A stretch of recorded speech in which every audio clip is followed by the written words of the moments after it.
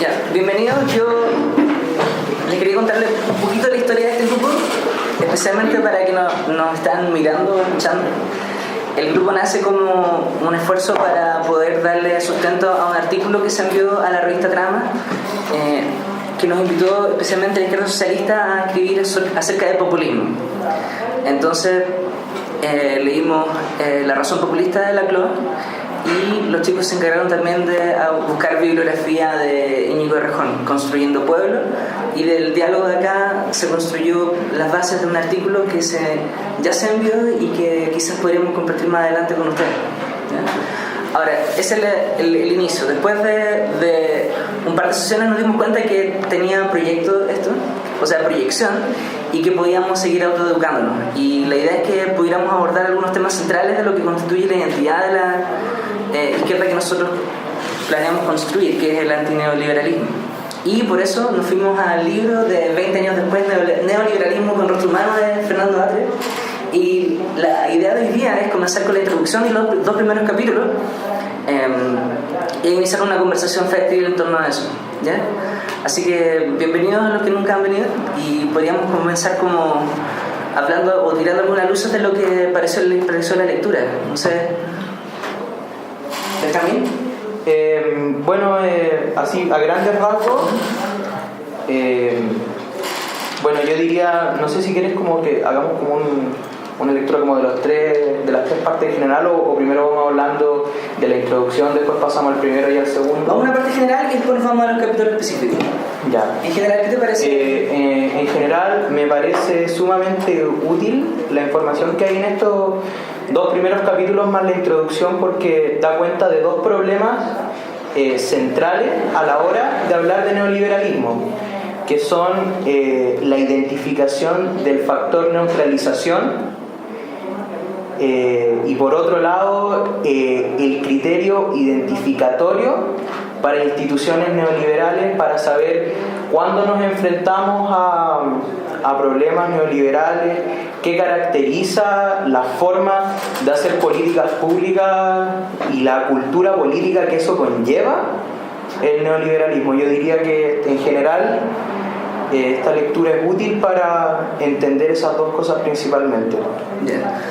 Para mí, yo creo que lo más útil por lo menos de la introducción de los dos primeros capítulos, es la idea de que en la izquierda existe una sospecha siempre latente acerca de la representación, de que la política puede partir de primeros fundamentos y que con primeros principios abstractos podemos hacer acción política. Y esa sospecha hay que tratar de tematizarla, hay que discutirla, pero después hay que rechazarla.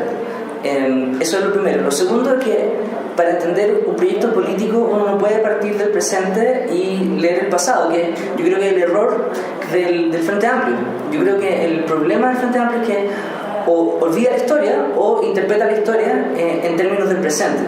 Y lo que dice el libro es que en general un proyecto político se enmarca dentro de una tradición que solo se entiende desde el futuro, y de un futuro que desde ese futuro, mirado este presente, se puede como meter un proyecto político en una narrativa mayor, ¿ya? Y lo tercero, claro, es identificar por qué nos volvimos neoliberales, o por qué hicimos acciones que iban en contra de ese proyecto que era inicialmente la concertación, que era, primero, identificó el enemigo en la dictadura por la tiranía, pero también identificó un proyecto neoliberal. Y la concertación, como conglomerado de partidos, tenía también un sentido político, que era oponerse a ese hostis, a ese enemigo. ¿Y por qué fracasó? Bueno, es la explicación del libro. Yo creo que esas tres cosas son las que yo creo que son relevantes de destacar. No sé si...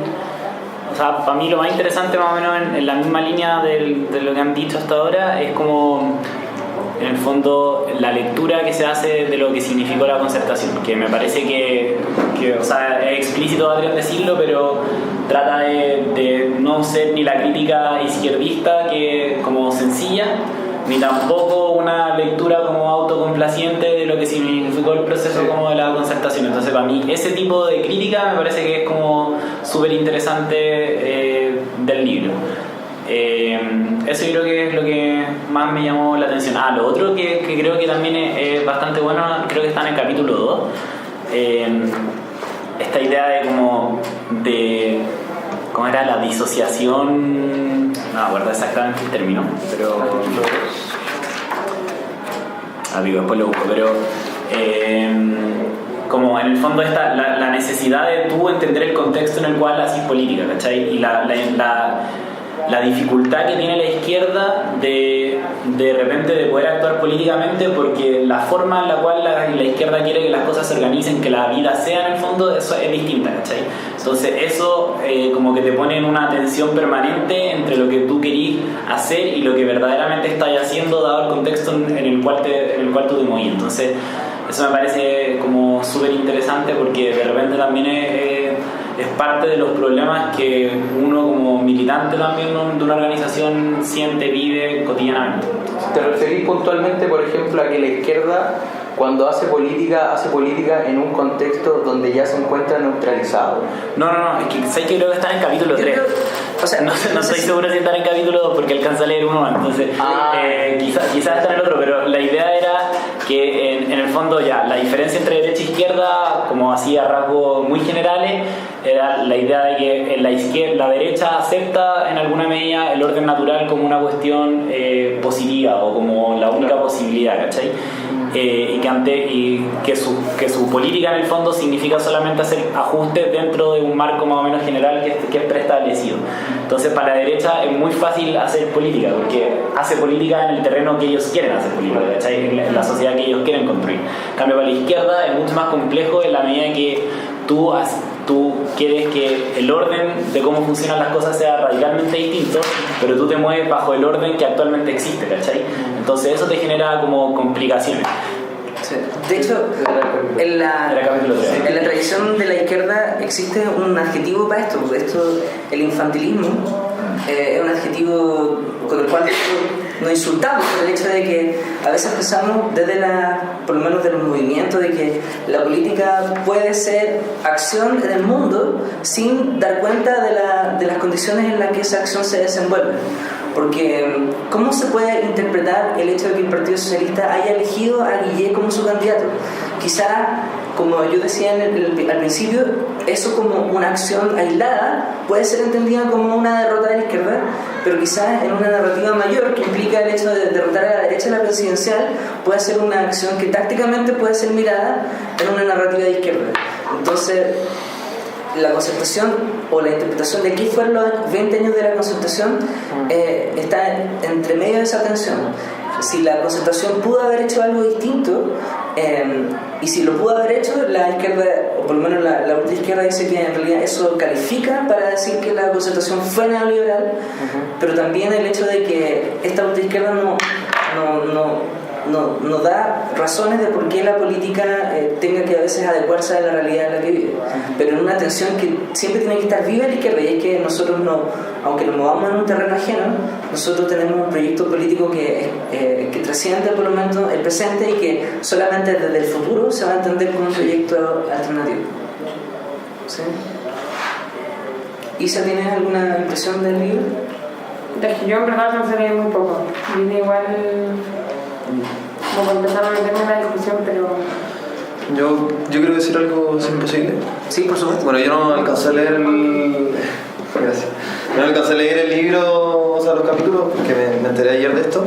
Sin embargo, igual he podido leer algunas cuestiones de Atria y sobre todo esta idea del poder neutralizador que caracteriza la política neoliberal. Pero yo tengo dos preguntas. En primer lugar, ¿a qué te refieres con el orden natural de las cosas? Yo creo o sea, si bien estoy siendo un poco específico en el lenguaje, creo que es interesante cómo hacer las distinciones. Yo no sé si llamaría orden natural de las cosas porque las cosas no vienen dadas de cierta manera. Creo que de hecho la derecha lo que hizo es hacer un proceso súper revolucionario durante la dictadura, ¿cachai? Cambió de manera importante la estructura y el orden político que se venido desarrollando a partir de 1891.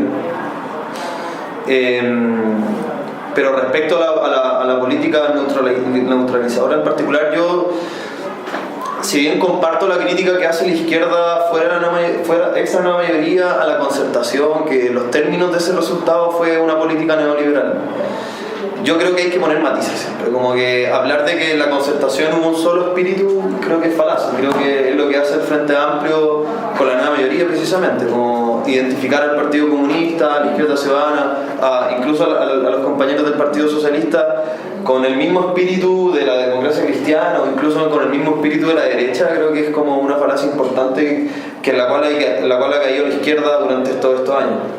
Y así como podemos ver en los sectores a los cuales se le llama autoflagelantes dentro de la concertación. Y creo que tampoco podemos hacer vista gorda también a los avances que hubo en la misma concertación en términos de bienestar material del pueblo, que creo que eso es algo relevante. Y en ese sentido yo creo que el libro y en general las ideas de Atria son un aporte en ese sentido. Como tú decías al principio, no hacer esta crítica un poco simple o que no sabe distinguir los distintos espíritus dentro de la misma concertación, que estuvieron en lucha y que yo creo que un poco como la nueva mayoría, en mayor medida yo creo, pero un poco como la nueva mayoría, los sectores conservadores de ese mismo espíritu fueron ganando. Pero la concertación, no podemos mentir que partió con un bloque izquierdo. O sea, en la concertación habían 40 movimientos al principio y terminaron los 8 o 6 que conocemos que son de la centro izquierda. Pero ahí estaba la izquierda cristiana, estaba el MAPO ahí metido, pero las mismas características de la política neutralizadora de la concertación, estos grupos fueron desapareciendo y, por ejemplo, en mi experiencia más cercana, la izquierda cristiana pasó a ser un partido importante o relevante en la lucha contra la dictadura, pasó a sus mayores crisis, no precisamente en la dictadura donde habíamos persecución, sino que en la misma concertación. Sobre el tema de orden natural, es orden natural entre comillas, ¿cachai? O sea, de hecho, la idea es que la derecha acepta un orden determinado en el cual hay una clase como privilegiada, ¿cachai? Eso lo acepta o en alguna manera intenta naturalizarlo, ¿cachai? Y una cuestión con la cual no están en desacuerdo. En ese sentido, orden como natural. Pero como que no justifican a partir de la naturaleza humana. Claro, pero ni tanto, sino que de hecho tampoco es una cuestión en la que se meta demasiado el libro, ¿cachai? Sino que es como que, de hecho, como intenta simplificarlo a propósito, ¿cachai? Es como para intentar hacer un criterio identificatorio como de qué es, como para en el fondo intentar discutir en la izquierda, ¿cachai? Cuál es el problema de la izquierda con las condiciones y el contexto político en el cual se mueve, ¿cachai? Pero no se mete tanto la distinción si ese es un orden natural o una agua naturalizada, ¿cachai? Nada por ese estilo, ni siquiera los argumentos que la derecha utiliza como para legitimarlo. Yo tengo un ejemplo, que Jerry Eagleton tiene un libro que se llama ¿Por qué Marx estaba en lo correcto? Y dio una ponencia que es fabulosa, muy chistosa. Y él pone un ejemplo porque dice que en los noticiarios aparece el forecast del tiempo a un lado y al otro lado las acciones, cómo fluctúa la acción. Entonces, para la derecha neoliberal, el resultado de las acciones espontáneas de los individuos en la sociedad es el orden natural, y lo que resulte de eso puede no ser problemático si se convierte en un problema político público. Entonces el neoliberalismo privatiza la desigualdad porque la hace natural, por decirlo así, es el resultado natural del ejercicio de la acción libre de individuos que no están coaccionados por ninguna fuerza externa. Claro. Y no así la pobreza. Claro, la pobreza no. Claro, la pobreza no es un problema, ahí ya comienza a ser políticamente relevante, pero en ese sentido entendería yo el naturalismo. ¿Sí? Adelante. Hola. ¿Cómo estás? Bien, bien. ¿Te voy a traer Bien, bien. ¿Cómo estás? Gracias. Bueno, pídete. Hola, Isa. ¿Cómo estás? Hola.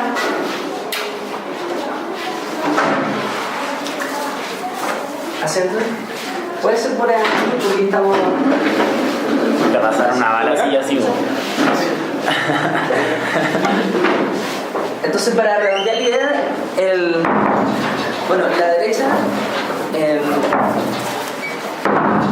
entiende que el resultado espontáneo de las acciones de los individuos es natural.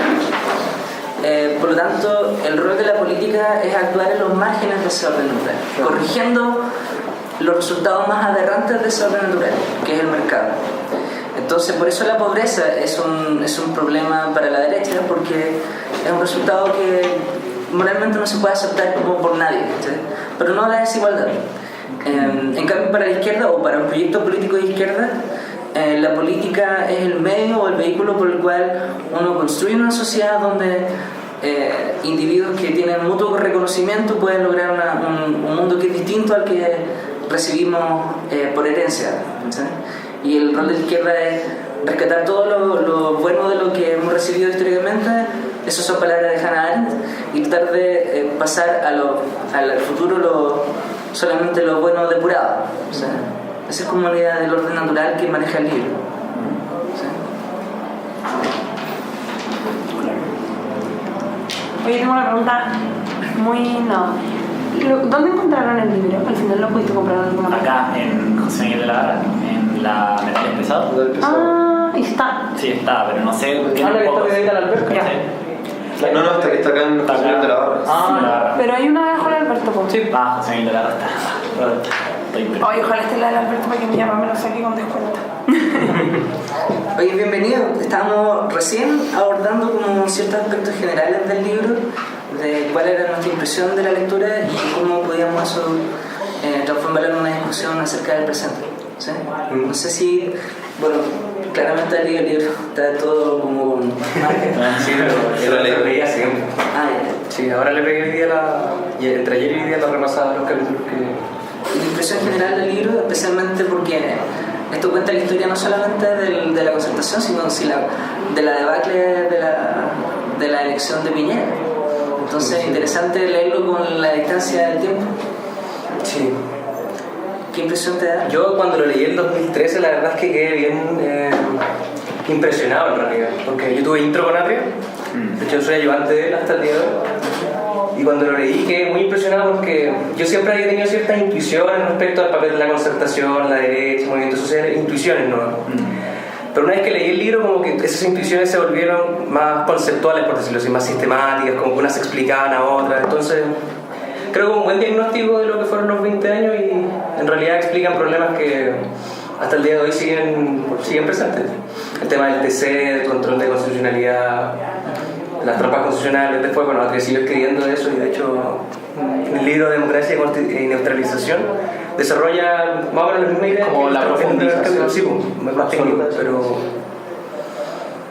Eso, diría que la impresión general. No sé si empezamos como ya a meternos en el libro específicamente como en la introducción, como vamos por párrafo o leamos cosas que quizás ustedes resaltaron que les parece interesante. Yo creo que como para partir, así como situándose, cuando como que, por así decirlo, como la sociedad civil como que se da cuenta de este problema es en dos fechas, que en el 2006 y en el 2011 quizá con más fuerza. En el caso del 2011, claramente durante el gobierno de Piñera, como decía en el libro, se provoca como un desplazamiento de la discusión hacia la izquierda, porque al haber habido como una alta demanda, por así decirlo, en el 2006 en un gobierno de izquierda y en un gobierno de derecha, se hizo evidente la incapacidad del sistema político para articular las demandas y poder establecer como una solución a lo que estaba sucediendo. Y yo creo que ahí ya el diagnóstico no se torna en función de un sector específico, sino que ya empieza a haber una autoconciencia de una crítica hacia el modelo. O sea, yo diría que entre el 2006 y el 2011 ya se consolida la crítica, y bueno, claramente más hacia el 2011, la crítica hacia el modelo. El modelo que básicamente produce esta neutralización en donde se juega la cancha la izquierda y la derecha. Sí. Precisamente en la introducción se llama la neutralización, su administración y su neutralización. Entonces, el 2006 se pudo neutralizar el movimiento porque la concertación hacía suya las banderas que levantaba el movimiento por la educación. Pero ya en 2011 no podía la derecha ir en contra de su propio modelo. Claro. Y eso a mí me deja una impresión muy bonita del pasado, porque es como si el pasado no fuera fijo jamás. El pasado está siempre abierto a la interpretación de los agentes que viven esos procesos específicamente cuando los agentes no pueden dar cuenta de su propio presente, que yo creo que esa es la gran tragedia de la historia. Mira, hay cosas que yo... Mira, las instituciones chilenas fueron explícitamente diseñadas para neutralizar, no canalizar la agencia política del pueblo chileno. Yo creo que esa frase resume básicamente la obra de Atria de los últimos, no sé, 5 o 6 años. El problema constitucional y su solución es básicamente, bueno, tú leíste el libro, implica que las instituciones chilenas no dejan espacio a la política porque parten de la desconfianza de que la política pueda hacerse cargo de la realidad. Exactamente. Y los eslóganes de la derecha son infantiles en ese sentido, como lo decía Lavín, que son puras peleas de política. Sí. Bueno, de hecho es curioso identificar, ya que mencionaste la palabra eslogan, es curioso identificar porque el primer capítulo se llama Idea y Eslogan. Y yo creo que por lo que sería pertinente preguntarse cuál es la relación y a qué conjunto pertenecen las ideas y los eslóganes. Yo creo que el conjunto al que pertenecen es a la cultura política. O sea, la idea y los eslóganes están moviéndose en un marco de lo que es la cultura política. Yo creo que lo que los une a las ideas y a los eslóganes es que ambas descansan sobre argumentos. Es decir, una idea tiene su argumentación por detrás al ser esbozada, pero la diferencia está en que en el eslogan es como argumenta por sí solo. No, el eslogan no requiere de argumentos como si la idea en cuanto a su interior, por así decirlo, porque en su exterior el eslogan actúa como un argumento en sí mismo, pero que no necesita ser profundizado ni analizado, delimitado. Entonces yo diría que en el contexto neoliberal los eslóganes vienen a reemplazar el uso de las ideas. Los eslóganes vienen a ser la manifestación cultural política de la neutralización hacia y sobre las ideas. Entonces, ¿un ejemplo de un eslogan? Axel Kaiser, patines para todos. No le quiten los patines a los que andan más rápido. Yo creo que perfecto ejemplo. En el fondo porque el argumento en el que se acuesta ese eslogan es en el que la desigualdad no es un problema. Pero él no argumenta por qué la desigualdad no es un problema. Él dice, o tú eres envidioso porque a otra gente le va mejor y tú quieres nivelar para abajo, porque él siempre lo ve desde el punto de vista del 1%, claro. O sea, cuando alguien te dice no voy a poder ir al nido del águila, pero cuando le decía a todo el resto de la población que va a colegios públicos penca, que van a mejorar su nivel, al final, ¿realmente estáis nivelando hacia abajo? ¿O será que lo estáis viendo desde la óptica porque... Bueno, pero para no entrar en esa discusión, puntualmente ahí se puede ver un ejemplo de cómo el eslogan reemplaza el lugar que debería tener la idea y cómo eso neutraliza la discusión política. Y al final se vuelve una discusión, la planadora, emblemático eslogan.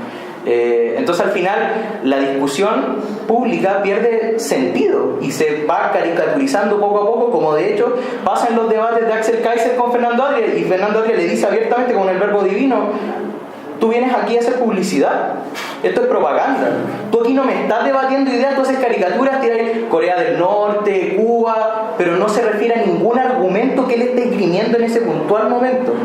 Entonces, ¿qué pasa? Se suprime la discusión, se suprime, sencillamente se disuelve.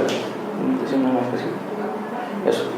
Aunque, ojo, yo creo que ahí quienes han pecado como en cierta medida del eslogan no solamente forma parte como la política neutralizadora del neoliberalismo, sino también en la misma izquierda, así como es cosa de ver, no sé, cómo el Frente Amplio se refiere al duopolio, ¿cachai? Como...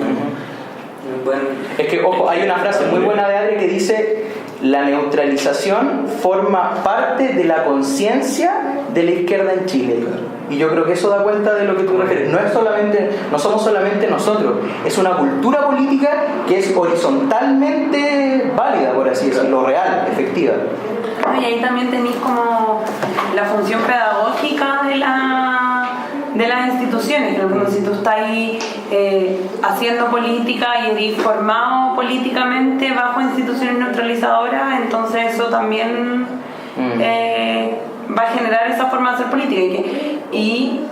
La transformación de esa institucionalidad también puede, de la misma forma, dar pie a formas de hacer política distintas. Exactamente, sí. ¿Cristóbal, tú tenías una idea?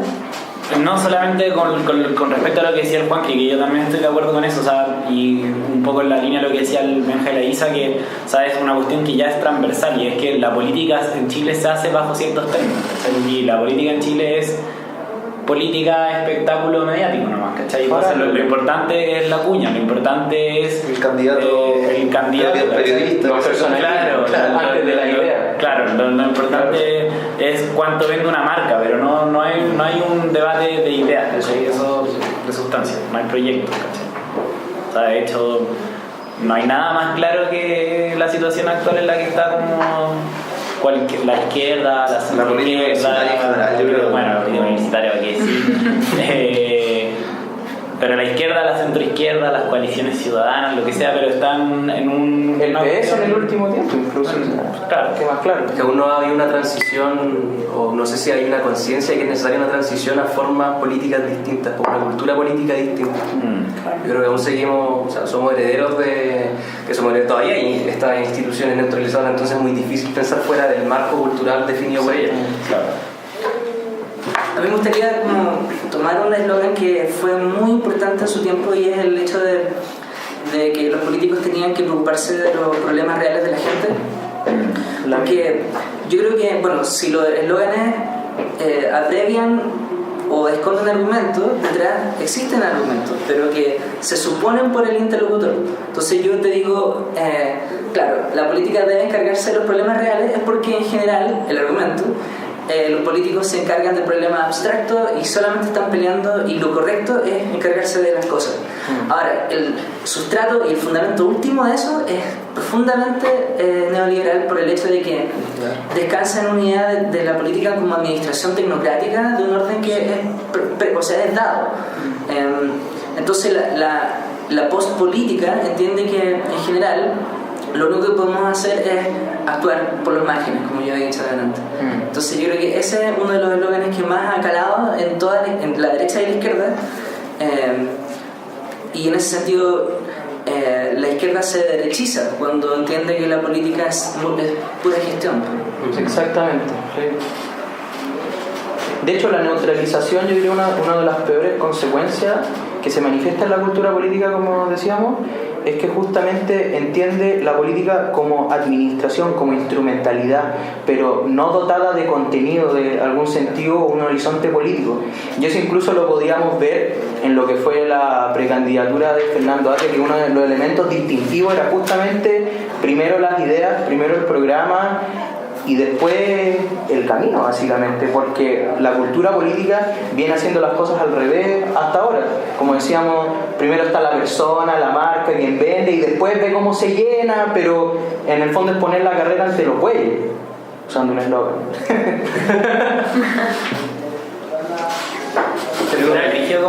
Dale tu mano.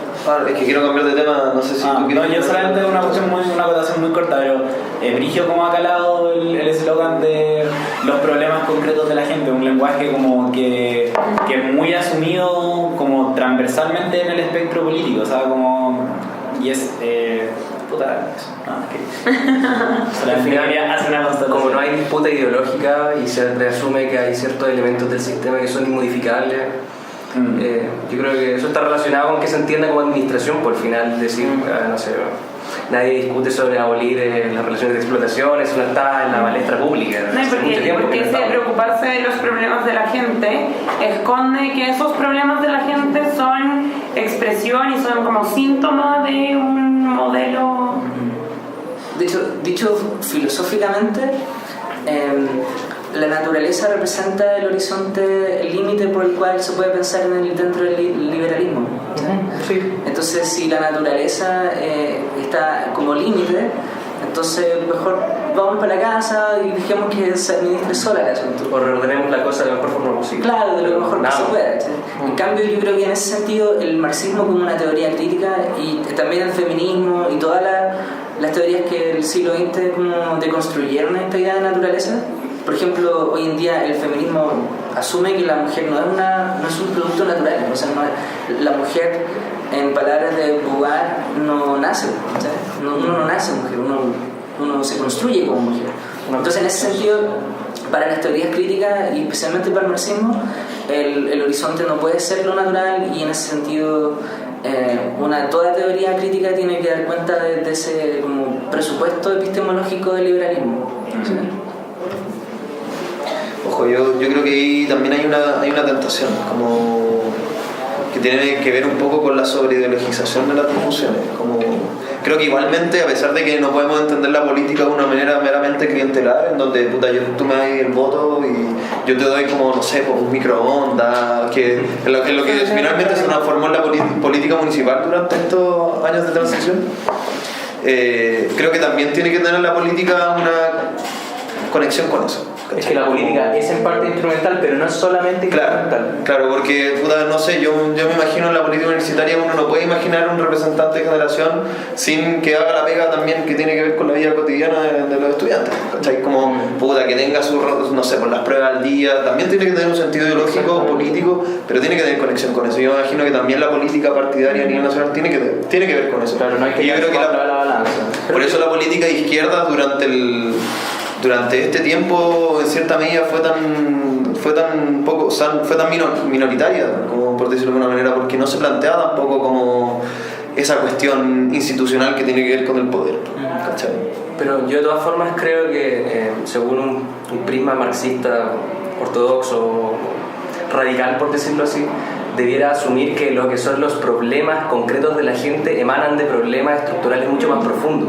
Entonces, al final, identificar esos problemas estructurales mucho más profundos permitiría identificar correctamente qué son los problemas concretos de la gente, porque al final, desde el liberalismo uno podría decir, bueno, homo economicus, entonces los individuos necesitan ciertas prestaciones, necesitan salud, educación, y al final ahí uno cae en la gestión radical, en la administración burocrática, sin ningún tipo de horizonte ideológico emancipatorio. Entonces yo creo que ahí está como el punto, o sea, no hay que olvidarse de las necesidades concretas de la gente, pero creo que el criterio correcto para identificarla es una cuestión ya como ideológica. Y yo creo que al final la izquierda radical no ha tenido la oportunidad de ejercerlo porque tampoco ha llegado al poder, entonces se ha visto atrapada como en la disputa de los eslóganes, por decirlo así. Claro. Entonces yo creo que ese es parte del problema. Yo estoy de acuerdo contigo, Ale, pero creo que es un camino difícil, porque eso supone en primer lugar una hegemonía cultural que le haga entender a la gente esa weá. Es como que politizar, y nosotros no politizamos de la noche a la mañana. Es como creer que, porque por ejemplo Carlos Pérez Soto, respecto al movimiento de la antipsiquiatría, tiene todo un rollo como hay que hacerle entender a la gente que la solución a sus problemas mentales no es el remedio que le da el psiquiatra, sino que tiene que constituir más sindicatos, por ejemplo. ¿Cachai? Ya, está bien, pero esa weá no pasa, weón, de aquí a 10 años, ¿cachai? O no pasa aquí, weón, hasta que el weón deje su depresión, ¿cachai? También hay que ofrecerle una solución desde la izquierda a esa persona, ¿cachai? Como una solución que pueda hacerla sumarse, ¿cachai? Porque si no, la restáis nomás, pues la perdís, ¿cachai? Es que ahí hay una idea que discutimos en una de las sesiones de populismo, que es una idea como de Rejón, que en el fondo la izquierda tenía que moverse como en dos carriles, ¿cachai? Que era como un carril corto, que tenía que ver con las cosas como son, ¿cachai? En el fondo, en el contexto en el cual tú te movías y actuás políticamente, pero al mismo tiempo tener un carril largo de horizonte estratégico, ¿cachai? Entonces yo creo que como la tarea grande en el fondo es saber cómo concatenar esas cosas, ¿cachai? Como ambas tareas, porque obvio, si tú no eres capaz veamos una cosa concreta, si la izquierda, por ejemplo, no es capaz de gestionar mejor que la derecha, eso también se terreno político, ¿cachai? Sí. Pero adicionalmente, si la izquierda solamente se dedica a administrar mejor que la derecha, pero no es capaz de ligar eso con un proyecto de emancipación más global, ¿cachai? Y al final la izquierda termina siendo en la práctica derecha, ¿cachai?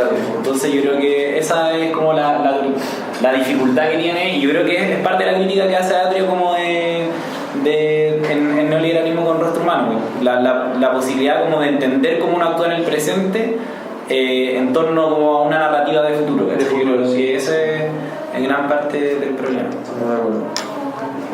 Lo mismo, por ejemplo, respecto a la agenda agenda corta antidelincuencia. Como la izquierda universitaria, no, bueno, hay que entender que el problema de la delincuencia es la injusticia social y pero bueno, en la pobla el viejo bueno, que le entran a robar a su casa bueno, no está pensando esa weá, también está pensando bueno, en que ese weón es el enemigo, ¿cachai? Y esa cuestión pasa en la pobla. Bueno. Yo el sábado pasado estuve en la escuela transformando de la FES y hay una compañera comunista que era de la legua. ¿Cachai? Y ella decía, en la legua tenemos 3 sectores, la legua vieja, la legua nueva y la legua emergente, ¿cachai? Y el narco que está en la legua emergente, ese weón no es un aliado de nosotros, ¿cachai? Como que nosotros no pensamos que el weón es producto de la injusticia social, también el weón también es enemigo de nosotros, ¿cachai? Y es contra ese weón que hay que combatir, ¿cachai? Ella decía que por lo menos lo que hizo el frente de la dictadura durante los años 80 es sumar al choro, ¿cachai? Sí, que era el weón que que delinquía pero en los sectores altos, ¿cachai? Claro. El delincuente hoy día de la pobla no es el choro solamente, sino que es el narco que es el enemigo también de ese sector, ¿cachai? En ese tiempo creo que el término técnico era como lumpen, ¿no? Sumar al lumpen. Claro. O sea, la batalla popular. Pero un lumpen que no atacaba a sus compañeros de clase, ¿no? Claro, claro. Por eso, lumpen que ataca a clase alta, ¿no? Claro. Tiene mucho sentido eso al final, ¿no? Como política táctica, como sumar al lumpen, pero no que ataque a... Por supuesto que sí. Y el frente, uno de los valores que tuvo el frente fue eso. En la fue canalizar popular, yo creo que es importante. Fue canalizar a ese sector hacia la lucha popular y no que se fueran bueno, a la mierda. Sacó muchos buenos de la droga, ¿cachai? Y de hecho se agarraron a balazo el frente con ese sector. ¿Cachai? Fue dura. Es que la seguridad pública es un problema para la izquierda por todos sus fantasmas, su historia. Porque el hecho de, claro, vamos a enfrentar con más decisión la delincuencia y el narcotráfico implica que el aparato estatal tenga que moverse con todos los costos de violencia legítima, por supuesto, del Estado, y que eso va a producir en esos sectores. Entonces, meter más Estado ahí, o sea, carabineros, policía, lo que sea. Tenemos que hacernos cargos de eso, pero yo creo que Oscar Landerreche lo decía la otra vez en una clase que hizo en la Escuela Ciudadana de Fundación La Alameda. Decía, para mí, decía, hablando de una política que aumente la cantidad de, por ejemplo, de controles de detención y todo ese tipo de cosas, con todo lo que eso repercute, es socialista, ¿sabes? O sea, no, respecto al, yo pensaba ayer respecto al día del carabinero, ¿cachai? Como muchos sectores de la izquierda, no, puta, carabinero es una institución corrupta, la weá, y como haciéndose pico los militares, pero la izquierda también tiene que tener una política militar y de fuerzas de orden, ¿cachai? O sea, podemos pensar construir el socialismo sin la violencia, sin la dominación, ¿cachai? Como sin la violencia institucional del Estado. ¿En Cuba acaso no existe policía?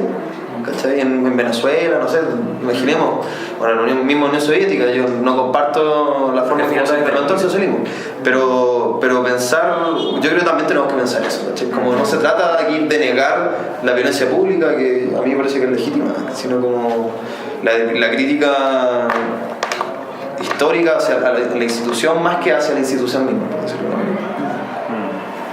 Yo creo que eso es parte igual de un debate súper profundo frente a la concepción de violencia, si es que efectivamente las instituciones pueden mediar, disminuir la violencia, o son una expresión misma de la violencia y hay que definitivamente descartarla. Hay una dimensión emancipadora en las instituciones. Y igual ahí también tenéis como todo como la clara distinción, incluso como la interna de carabineros de, no sé, el carabinero que está en la calle y el fuerza especial, que claro. Como pues también son, no sé, lo que quiero decir tú, no sé, yo viví un año en una población y ahí Entonces había un sector que era especialmente peligroso y había un montón de violencia callejera brígido. Pusieron una comisaría y nada, es otro lugar, ¿cachai? Y la misma gente que vive ahí dice como, bueno, en verdad me cambió la vida que llegara, no solamente tener una comisaría con una patrulla que ronda de vez en cuando, ¿cachai? Pero yo quiero ver una idea, porque no sé, o sea, me da la impresión que toda esta discusión siento que no la tendríamos o pasaría a un segundo plano si asumiéramos, por ejemplo, las premisas del mismo Pérez Soto, que propone un marxismo radical y que al final interpretar la violencia no como algo que fuera parte de la naturaleza humana, sino que producto de relaciones intersubjetivas. El problema de la drogadicción también, producto de relaciones. Entonces, si atacásemos la estructura como izquierda desde el Estado, más que preocuparnos de violencia institucionalizada o de dar fármacos, o en el fondo como hacerle el juego a la estructura o seguir los parámetros fijados por la estructura, si atacáramos directamente la estructura, entonces, o sea, si es que las premisas fueran correctas, el problema debería irse solucionando. Ahora, si no se soluciona, entonces eso ya... Pero también está el problema que yo creo que es algo que en lo que la izquierda también está bien al debe como teóricamente, es como tú diseñas una política de transición que efectivamente esté orientada a como la reforma estructural del modelo, ¿cachai?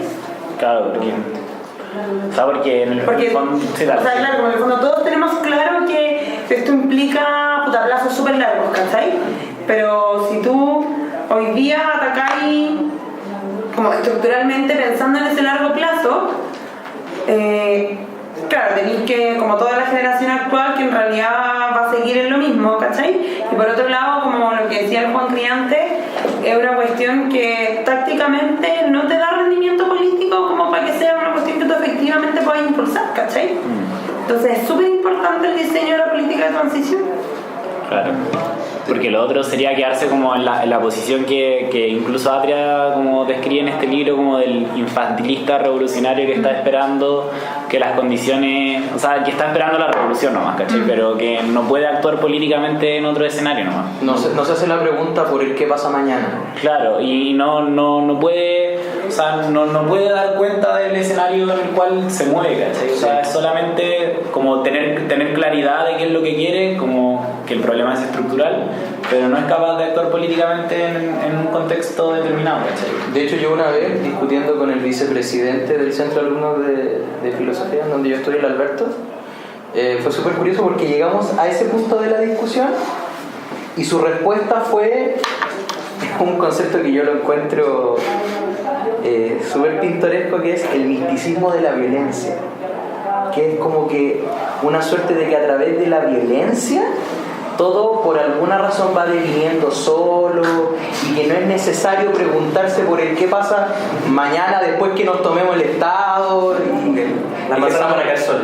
Claro, es como una cuestión bien extraña. Entonces a mí obviamente yo en ese momento le dije, me parece insuficiente ese argumento, pero la verdad es que yo pensé, ¿qué me está diciendo? O sea, yo creo que eso justamente da cuenta del problema que tú destacás y de la actitud como infantilista que destaca Atria en el libro. Claro, pero mi punto es más que ese, como porque incluso ese actúa políticamente, ¿cachai? De una forma que no es, digamos, la que tiene más rendimiento político, no una cuestión mayoritaria, marginal, que no ataca los problemas de fondo, creo yo, pero actúa, ¿cachai? Yo creo que la crítica es más bien a quien está esperando una situación determinada para poder actuar, ¿cachai? Que no empuja una hueá distinta. En el fondo, como más ese sí, claro, que yo lo identificaría como con quizás con un debate como demasiado intelectual, académico, pero que no tiene correlato con la materialidad, ¿cachai? En un determinado momento. Entonces, al final la weá es como, claro, nosotros o círculos reducidos podemos tener claro que los problemas son estructurales, de modelo, ¿cachai? Que al final la culpa última es del capitalismo, pero eso no te sirve simplemente apuntar con el dedo para poder hacer política, ¿cachai? Entonces, yo creo que es esa cuestión de concatenar ambas cosas, que creo que es el paso que la Isa describe como transición, que quizás tuviste una metáfora que creo que dijiste que está en el libro de la Clau, que eran los dos carriles en Errejones. Sí, uno era como un carril cortoplacista, de administración, de gestión, y muy inmediato. El otro, pero me dio la impresión que era como más de reforma estructural. Quizá ahí podría ponerse un tercer carril, que es la disputa por la hegemonía, que ya es una cuestión que opera fuera del marco propiamente estatal y como una cuestión de, no sé, concientización de las masas o algo por el estilo, porque al final la pregunta por la transición tiene que ver con las condiciones políticas en las que operamos y las condiciones políticas en las que operamos. Si solamente criticamos la estructura y tratamos de reformar la estructura, entonces bueno, la gente quizás puede dejar de votar por nosotros y se pierde y después se nos vuelve una derecha y todo se fue al traste. Entonces, acompañado de una política estructural, tendría que ir una política cultural muy fuerte. Yo creo, o sea, ese sería como para inventar el terreno para hacer una transición, al menos en principio. Es interesante lo que decís, Cristóbal, porque esa cuestión la aborda, me parece que se aborda muy bien en este libro que sacó Pablo Iglesias con otros autores respecto a en relación a Game of Thrones. ¿Sí? Como, es muy interesante. ¿Un libro sobre Game of Thrones? Se llama Secciones políticas en Game of Thrones. Aquí lo tengo. Es muy interesante. Y lo mejor es la portada. La portada es muy buena. Voy a leer la portada. ¿Y sabéis por qué lo encuentro interesante? Porque bueno, en uno de los primeros artículos, que creo que es de Pablo Iglesias, de hecho, lo que él plantea es como un poco este infantilismo de la izquierda que lo ve reflejado en Ned Stark, ¿cachai? Como Ned Stark, así como el paradigma del purismo, como de la corrección. Y por otro lado lo podemos identificar como el pragmatismo puro y solamente vocación de poder en los Targaryen, ¿cachai? Como sin ningún proyecto político como honorable, por decirlo de alguna manera. Los Lannister, perdón. Sí. Y los Targaryen, de hecho él identifica como la síntesis entre estas dos cuestiones ¿cómo se llama? A Daenerys Targaryen, ¿cachai? Como ella cree en la revolución de los esclavos, pero igual tiene dragones. Entonces lo que él plantea es como ¿quién más vale ser? ¿Cachai? Como Ned Stark, que es alguien que apunta con el dedo y dice como puta, no, esto es lo que tenemos que construir, pero finalmente su cabeza igual termina rodando por el piso y el mundo termina siendo peor. O en verdad queremos ensuciarnos las manos, tener los dragones de Daenerys y en verdad construir una alternativa política que sea capaz de disputarle el poder a la hegemonía, ¿cachai? Hay una idea romántica en Ned Stark que cruza a los mártires de la izquierda. De hecho, Allende parte de eso también. Pero igual, Allende es un Ned Stark. Pero además igual Ned Stark tiene aliados zorros, ¿cachai? Sí, pues, ¿cachai? Muy interesante. Pero en el fondo el loco marca a Ned Stark como el compadre más puro en toda la serie. Bueno, en la primera temporada sí, pues lo termina y después no hay ningún que salve. Después todos los padres empiezan a querer el juego Lannister. O sea, yo creo que hasta el momento como hay que poner aviso spoiler en el video. ¿Quién es la única alternativa al poder hegemónico de los Lannister? Son los Targaryen.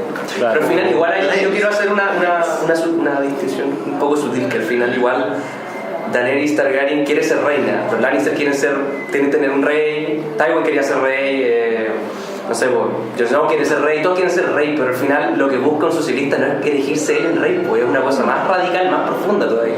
Entonces es una cuestión que incluso va más allá de eso. Al final, yo creo que remitiéndonos a lo que dice Adrián en el libro, el problema que tiene el administrador es que, y lo dice en un momento, no importa qué tan moralistas seamos, qué tan puros seamos, si llegamos al poder y creemos que con el puro moralismo como que vamos a cambiar las cosas, estamos muy equivocados, porque podemos caer exactamente en lo mismo. ¿Qué nos asegura que no vamos a caer en lo mismo? Usando traje Armani, comiendo en borde río, esa es la instrucción. Sí, de hecho sí.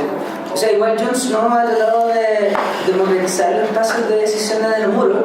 En ese sentido es interesante el proyecto, pero al final igual se ve enfrentado a tener que mancharse las manos y tiene que matar a los que se sublevaran contra él y lo mataron. Y tiene que hablarse con los salvajes también, que le quita legitimidad.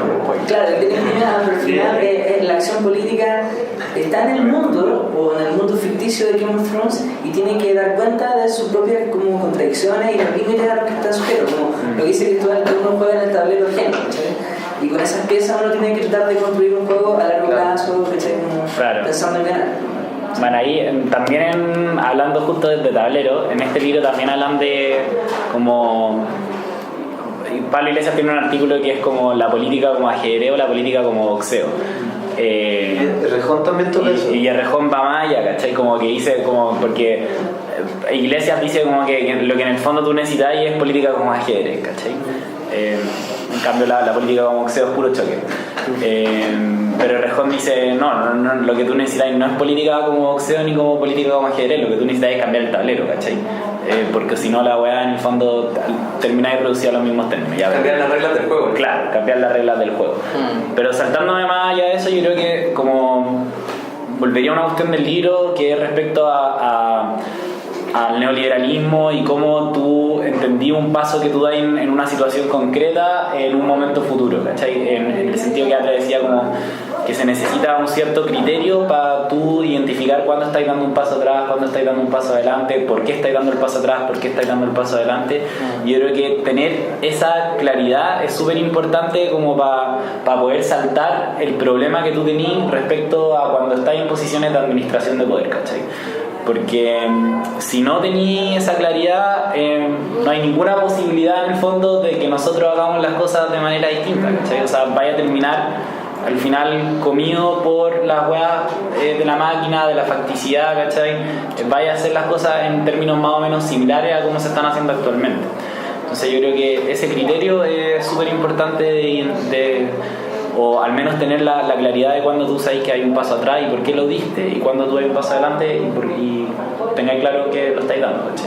Creo que esa es importante. De hecho cita a Lula, bueno, Lula está bastante desprestigiado ahora, pero Lula dice que cuando él entró a la presidencia, Brasil no tenía capital. Entonces, para construir el socialismo, él tuvo que construir el capitalismo.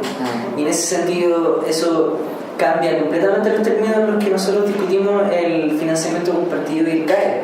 Porque si bien uno puede básicamente decir como estas son las políticas más neoliberales que han existido en los últimos 25 años, 27, el punto es que en ese momento no existía acceso a la educación y en alguna medida, y no quiero exonerar a Ricardo Lago de esto, pero en alguna medida le dio la posibilidad de acceso a cabros que no tenían ninguna chance de llegar a la universidad. Y que nunca lo tuvieron, Nunca lo tuvieron.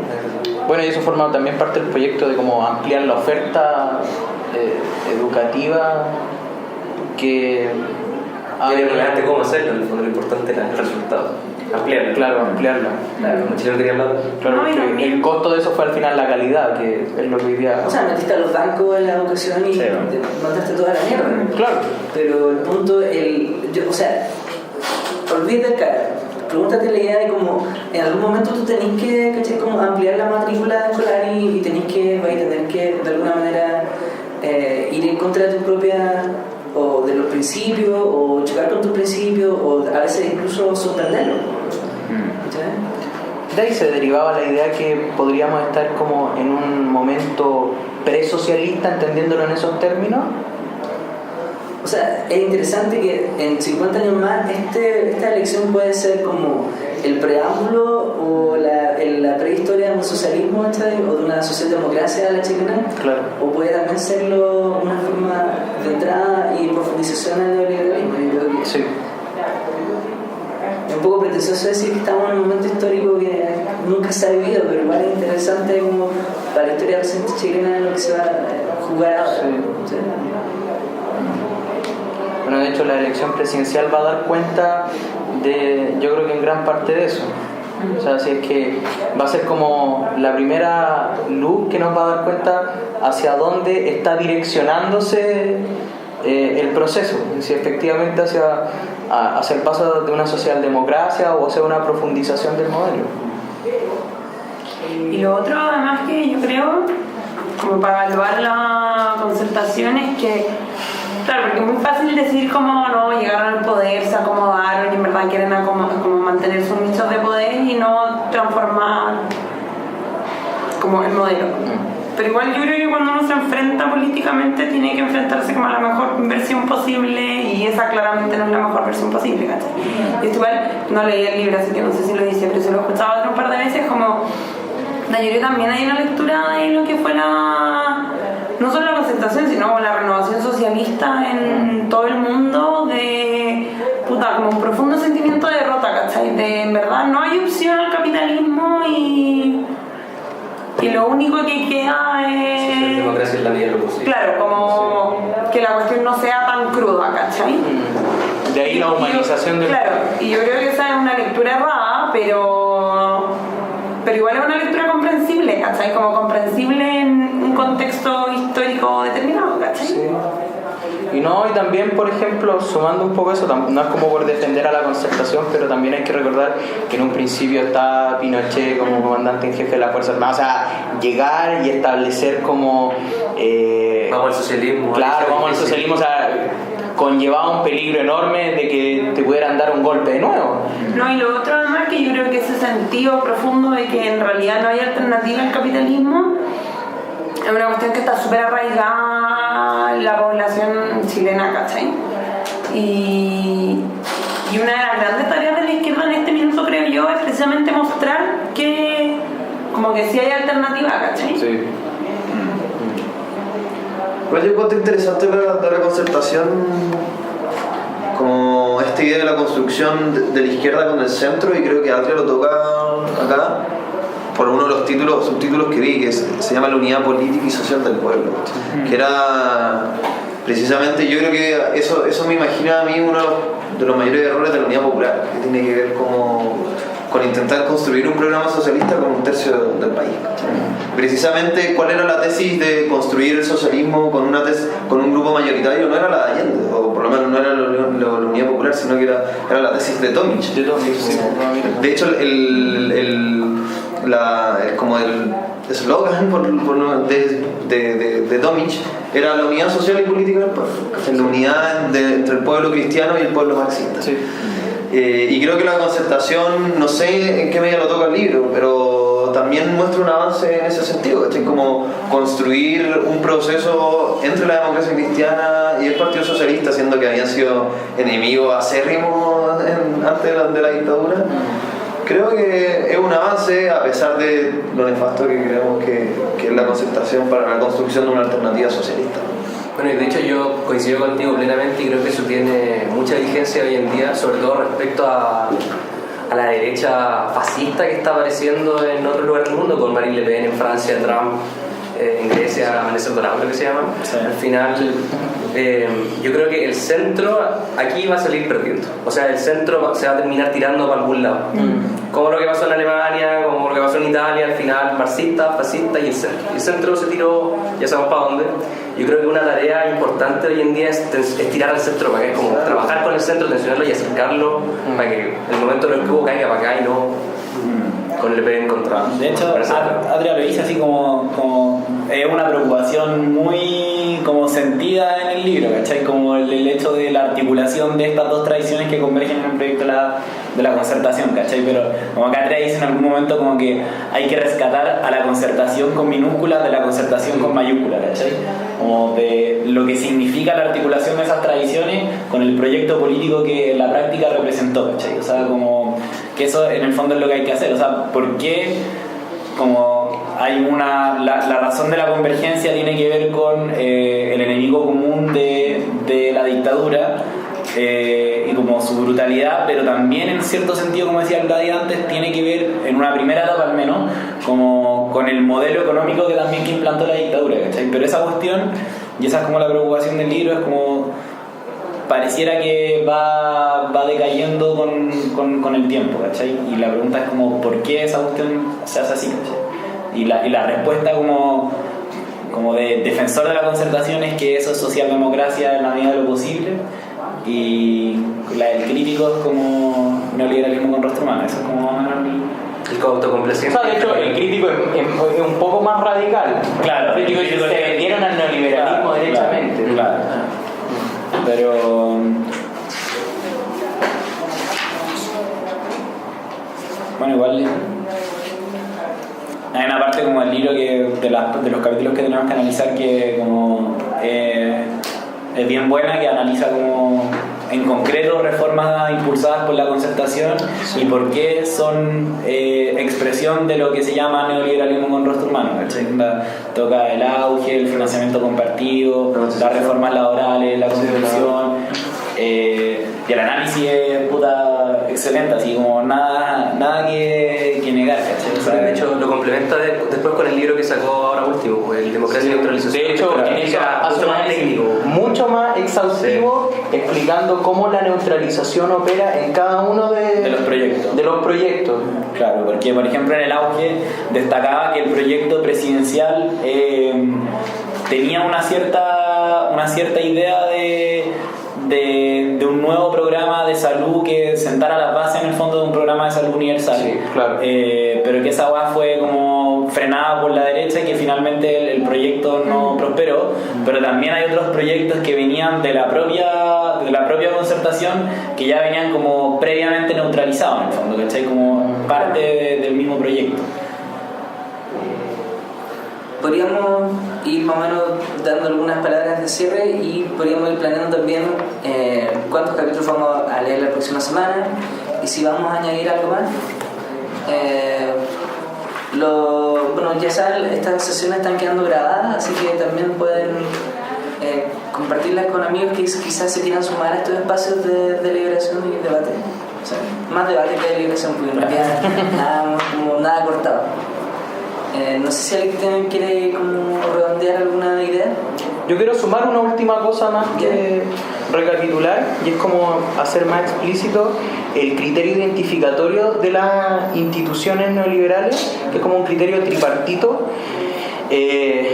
compuesto de, en un primer lado, el predominio de la asistencia focalizada, ayudas mínimas, las transferencias, la escasa o inexistente transferencias universales, ya que justamente eso choca con la lógica de la asistencia focalizada hacia un grupo reducido que son quienes más lo necesitan en un cierto sentido, y por tercera parte programas de seguro social. Esos serían como las tres aristas que compondrían este criterio identificatorio, y lo que diferenciaría finalmente un Estado socialdemócrata con la diferenciación que él hace en base a un autor, no puedo, el apellido no recuerdo bien. Anderson, sí, Anderson. Y bueno, básicamente ahí él explica que el Estado socialdemócrata busca promover la igualdad de los más altos estándares y no de necesidades mínimas, como la asistencia focalizada del Estado neoliberal, y siendo que en el Estado neoliberal se realiza un dualismo entre el Estado y el mercado, de la clase trabajadora y la clase media, con servicios sociales mínimos, y se privatiza, como tú decías al principio, la desigualdad más no la pobreza. Y eso básicamente. De hecho, hoy día escuchaba una entrevista a un economista de derecha que decía: el sistema impositivo, o sea, la base, claro, el sistema de contribución no puede ser redistributivo, sino que lo que tiene que hacer es tratar de recolectar lo más eficientemente el dinero a través de impuestos y después concentrar eso en las personas que más lo necesitan. Y me acordé que estaba leyendo el libro de hecho, y es curioso porque el argumento que da la derecha para la existencia de esta asistencia focalizada o provisión de servicios mínimos no es como la aceptación a una lógica redistributiva. De hecho, es más por un tema de eficiencia económica, de tener básicamente el sector los ricos, esa es la excusa. Claro, pero básicamente el argumento económico de eficiencia es que tienes como el sector laboral que trabaja para quien tiene plata, por así decirlo, más cubierto, más desarrollado, para que sean más productivos a la hora de trabajar para la gente que sí tiene recursos. Entonces no se utiliza bajo como el argumento distributivo más igualitarista, por así decirlo, sino que es como bajo un criterio de eficiencia. De hecho, hay un ejemplo muy reciente respecto de la discusión del 5% adicional que va a contribuir al empleador, porque básicamente este es una forma de un impuesto al trabajo y no al capital. Y esto es interesante porque tú, cuando tenéis, por ejemplo, una sociedad de puros buenos como que especulan financieramente, no necesitáis para que tengan trabajadores. En general, en esos sectores es donde se concentra el capital en Chile y ellos no van a pagar ni un peso con este nuevo impuesto. Entonces lo que van a pagar los nuevos impuestos son las pymes. Sí. Pero eso, ¿por qué se hizo así? Porque no querían poner un impuesto a los más ricos porque ya se había hecho una reforma tributaria hace no muchos años. Sí, hasta Felipe Cast como que en el debate dio cuenta de ese problema, la reforma tributaria. ¿Por qué le están haciendo el impuesto a las pymes? Al final Pero no dijo a quién hay que subirse. No, claro. Ahí está el problema. Pero hasta él evidenció ese fallo, o sea, es obvio. O sea, puro oportunismo. ¿Por qué la izquierda defiende ese tipo de política? Y yo creo que ahí vuelve, y con eso quiero redondear, a que de alguna manera nos hemos sido colonizados y hemos sido naturalizados en una sociedad donde se piensa de manera focalizada y la pobreza es el enemigo y no la desigualdad. Sí. ¿Alguna otra palabra? Igual, Atria da un argumento un poco distinto en el último libro que sacó, en esta misma línea. Al final, él usa más o menos los mismos casos, con la reforma laboral pasada, usa la reforma tributaria, la reforma constitucional del 2005, el auge, la Ley General de Educación, usa un montón de ejemplos y al final dice que no es tanto quizás está el problema, claro, de que uno piensa en términos neoliberales porque está formado así, pero también el problema era que por los mecanismos constitucionales tramposos, todo lo que había de transformador, donde el núcleo transformador de esas leyes había sido ya fuera por el sistema binominal, las leyes orgánicas constitucionales que requerían más quórum y al final... Y en el último caso el TC operaba no como un cerrojo como efectivo que siempre se manifestaba, sino que la mera advertencia de llevar la disputa al TC hacía que la izquierda tuviera que transar para no perder todo el trabajo legislativo de un año, 2 años, así que tenía que sacarlo el elemento... Él le llama como la amenaza solapada, porque no hubo la necesidad de llevar algunos proyectos directamente al Tribunal Constitucional porque era cosa de amenazar nomás. Y de hecho él cita a Jaime Belolio, si no me equivoco, dando cuenta de que la derecha es plenamente consciente de este mecanismo y el compadre decía en una cita, bueno, si quieren llevar esto adelante lo esperamos en el TC. Corta, o sea... Yo te decía, perdimos aquí, pero en el TC ganamos. Claro. Corta, sí, pero... O sea... Bueno, la próxima semana es un día muy bonito el viernes porque es el natalicio de Karl Marx.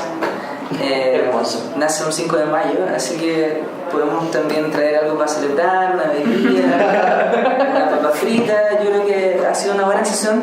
Una Coca-Cola y un McDonald's. Una Coca-Cola y McDonald's. Claro. Podríamos, si son 6 capítulos en total, podríamos leer los 2, que el 3 y el 4. O si quieren, terminamos el libro. Y así... Yo haría... Es que estaba cachando cuántas páginas tenían. ¿Ya? Pero el 3 y el 4 son muy cortos. ¿Cuántos son? Son 20 páginas, ¿cachai? Entonces quizás podríamos leer 3, 4 y 5. ¿Ya? Y quizás porque obviamente uno puede tener una semana agitada, podríamos hacer que algunos tuvieran que presentar los capítulos muy brevemente, así como 5 minutos cada uno, Me gusta. algo así. Es una buena idea. ¿Alguien quiere ¿Cuántos son 3, 4 y 5? Es desde la... Yo la próxima semana igual voy a estar súper colapsado. Podría ser la petición de que fuera el 3 y el 4 porque yo la próxima semana voy a tener que leer como chino para algunos ramos. Para nosotros empiezan las pruebas también. Sí, yo estoy... Pero podemos, por ejemplo, yo puedo traer leído el 3 y yo puedo exponer el 3 y no es necesario que lo lean. ¿Sí? Yo se les cuento el rollo. ¿Sí? Bueno, es que igual Yo sí me voy a obligar a leerlo igual. Yo si quieren puedo comprometerme si es que es 3, 4 y 5 puedo hacer el 5 si quieren. Ya. Igual es largo. Yo el 4. Eso. Vale. Demos. Muchas gracias. Bravo.